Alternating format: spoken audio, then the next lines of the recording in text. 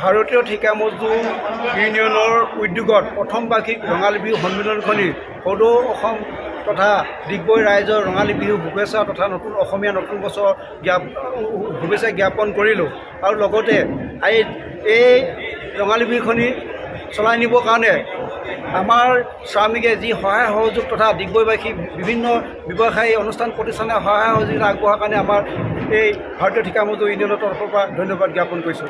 ধন্যবাদ।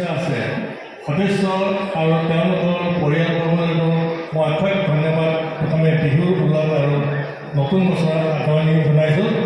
তেওঁলোকৰ সকলোৰে সুস্বাস্থ্য কামনা কৰিলোঁ। এতিয়া মোক মঞ্চত পাওঁতে এজন খেলুৱৈ হিচাপে পৰিচয় দিছে, কিন্তু মই খেলৰ বিষয়লৈ ক'লে বহুত ক'ব লাগিব, কিন্তু এইখন খেলৰ মঞ্চ নহয়, বিহু মঞ্চহে। দেৰি হৈছে, আমাৰ অনুষ্ঠানটো চলাই যাওঁতে অকণমান পলম হৈছে, গতিকে আমি সভাখন অনুৰোধ জনাইছোঁ সামান্য সভাপতি ডাঙৰীয়া চলাই আহিবলৈ। ধন্যবাদ। ধন্যবাদ।